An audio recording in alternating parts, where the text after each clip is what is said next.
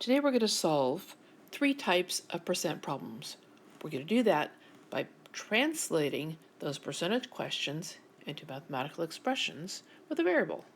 And then we can simply solve for the variable. Let's begin. Here's our first question. What is 96% of 75? To translate the question into an equation, we translate the word of into a multiplication sign and the word is into an equal sign. And for the unknown number, we'll use a variable. So what is my unknown? I'm going to use the variable w. You can choose whatever variable you like. Is becomes equals. 96%, as I translate this into my equation, I'm going to turn this into the decimal 0.96. You can use a fraction here, but in this case, I'm using a decimal. Of becomes the multiplication sign, and 75 is already a math term. Now, as you can see, in this case, our variable w is already isolated, so we can solve this one by simply multiplying 0.96 times 75, and we'll get the answer 72. Now, as always with math, we want to stop and see if our answer makes sense. So I'm going to plug in the 72 up here and reread it. 72 is 96% of 75. And I know that 96% is almost the whole thing, and 72 is almost the entire 75. So I'm feeling pretty good about my answer. 72 is an answer that makes sense. Our next question is 40% of what number is 54? And it might be tempting to grab your calculator and figure out 40% of 54. But if we read this really carefully, we can see that that is not what this question is asking. This question is asking us what number we took 40% of that gave us the answer 54. The good news here is we're going to use the same steps to set up the equation. 40%, we're going to start by turning into a decimal. So I'm going to turn that into 0.4. You could use 0.40 if you'd like. I'm taking a little shortcut here by just putting 0.4. Of is going to get turned into a multiplication sign. What number? That's the thing I don't know. So I'm using a variable. I think I'm going to use the variable n for number right now. Is becomes equal, and 54 is already a mathematical term. Now, I think I'm going to take a second here to write this a little bit more algebraically, because usually once you start using variables, you don't use a multiplication sign. So I'm just going to rewrite this, and now it's time to solve. Now, we can see right away the big difference between this question and the previous question. In the previous question, the variable was already isolated, so we just had to multiply to solve. But in this case, to solve, we're going to need to isolate our variable n.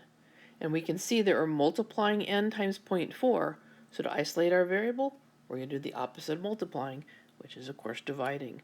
So I'm going to divide this side of the equation by 0.4 to isolate my n, but whatever I do to one side of the equation, I do to the other. 0.4 divided by 0.4, well, it becomes 1, so we've isolated our variable. Now we have to be careful at this point. We're going to plug this into a calculator.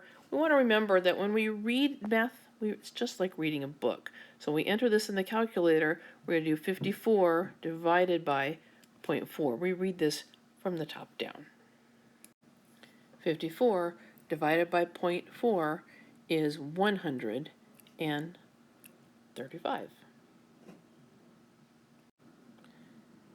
Now once again, we don't want to move on until we've made sure our answer made sense. So I'm going to take this 135 and plug it back into the original question and read it and see if it makes sense. 40% of 135 is 54. Well, I know that 50% of 100 would be 50, so I'm feeling pretty confident that 40% of 135 is 54 makes sense. And if you really want to be sure, you could do 40% times 135 and see if you get 54. So at this point, I'm happy with 135. Let's do the next one.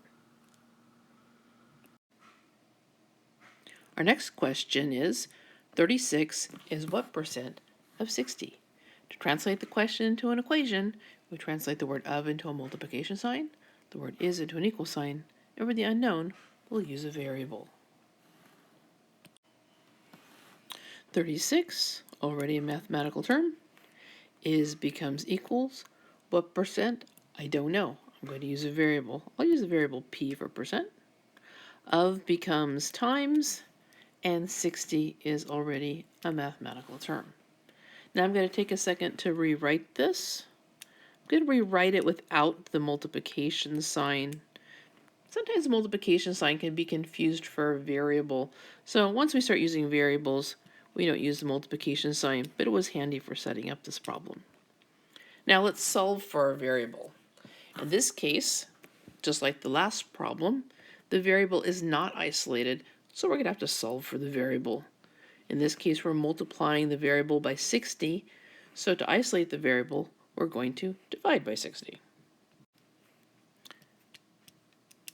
And of course, whatever we do to one side of the equation, we do to the other. 60 divided by 60 is 1. 1 times a number is just the number you started with, so I've isolated my variable. And now again, I put this into my calculator, reading it from the top down. 36 divided by 60. 36 divided by 60 is 0.6.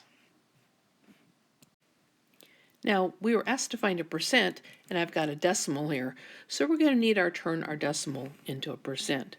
To do that, we multiply by 100. The shortcut for that is to move the decimal point over twice. So we get 60% as our answer. Let's plug it in and see if the answer makes sense. 36 is 60% of 60? Well, I know that 50% or half of 60 would be 30. 60% is a little bit more, and well, 36 is a little bit more than 30. So I feel very good about my answer. That's it. We've done the 3 kinds of percent problems. Hope you found this video helpful.